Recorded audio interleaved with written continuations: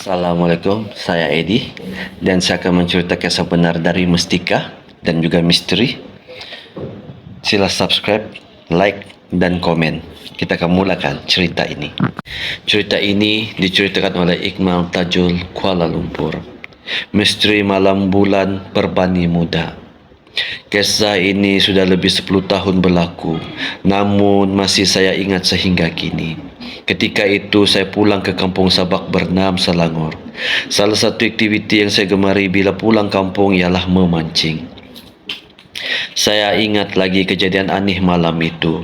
Ketika itu musim air pasang perbani dan bulan mengambang penuh. Selalu pada musim begitu hasil memancing biasanya lumayan. Tak perlu ke tengah laut memancing di gigi air pun sudah cukup. Itulah masa yang saya suka. Walaupun ombak dan angin agak kuat daripada biasa, ikan senang sangkut. Malam itu saya memancing bersama sepupu di pantai berhampiran kampung kami. Tapi kami rasa pelik. Malam itu tak seperti malam-malam air pasang perbani bulan muda sebelumnya. Sudah dekat 3 jam kami memancing, namun langsung tiada hasil daripada pukul 9 malam sehingga 12 malam kami di situ tetap hampa, tiada seekor ikan pun mengena.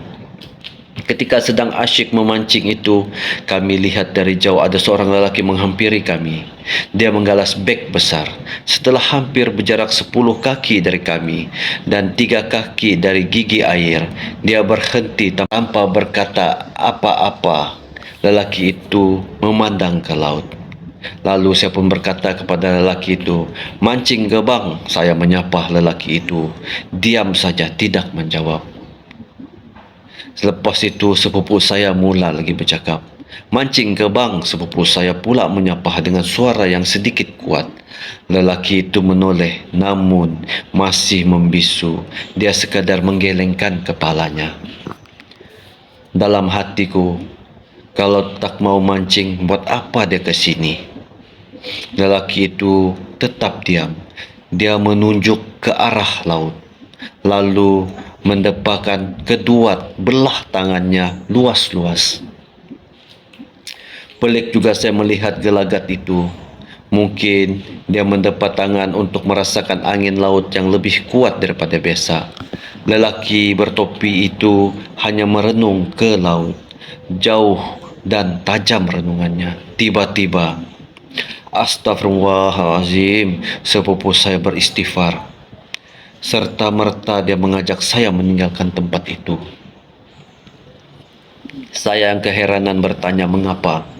Sepupu saya itu separuh berbisik menyuruh saya memerhatikan lelaki itu. "Cuba kau tengok, ada yang tak kena. Kau perhatikan lelaki itu betul-betul," bisik sepupu saya. Saya terus memerhatikan dan akhirnya baru saya perasan. Tidak ada sebarang kesan tapak kaki lelaki itu di atas pasir. Tidak menunggu lama kami berdua terus beredar dari situ. Beberapa tapak melangkah sepupu saya menoleh ke arah lelaki berkenaan. Tetapi lelaki tadi sudah tiada, gaib begitu sahaja. Kami terus lari macam tak cukup tanah. Rupa-rupanya malam itu di pantai kampung sebelah ada kisah yang sama juga. Seorang pemancing dihampiri seorang wanita muda yang mendukung anaknya menggunakan kain batik. Apabila ditanya, wanita itu diam tidak menjawab, hanya memandang ke arah laut. Wanita itu kemudian menunjuk ke arah laut sebelum kedua-dua belah tangannya dibuka luas-luas. Sama aksinya dengan apa yang kami lihat pada lelaki misteri itu. Yang membuatkan gempar adalah kerana bekas kesan laluan wanita itu juga tidak meninggalkan jejak. Kakinya tidak menjejak ke pasir pantai. Sebelum itu sudah banyak kejadian bot pancung yang karam dipukul ombak besar ketika angin kuat. Ramai yang terkorban, kebanyakannya kejadian bot pancung karam itu berlaku ketika malam pasang perbani bulan muda. Waktu itu juga angin dan ombak kuat di laut. Adakah semua ini berlaku secara kebetulan? Keesokan paginya, beberapa orang penduduk menemui mayat seorang lelaki bersama beknya di pantai yang sepupu saya memancing malam itu. Manakala di kampung sebelah pula ditemui mayat seorang wanita muda bersama anak kecil yang terikat di badannya. Setelah pulang semula ke rumah melalui berita di televisyen, saya mendapat tahu bahawa malam semasa saya dan sepupu memancing sebenarnya ada sebuah bot pancung karam. Bot yang membawa pendatang asing tanpa izin atau pati pulang ke Indonesia itu. Karamnya beberapa batu nautika bertentangan pantai kami memancing. Saya tertanya-tanya, siapa lelaki yang menghampiri saya dan sepupu kami malam itu?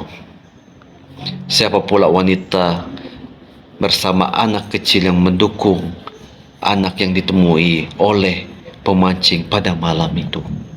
Adakah mereka antara mangsa bot pancung yang lemas?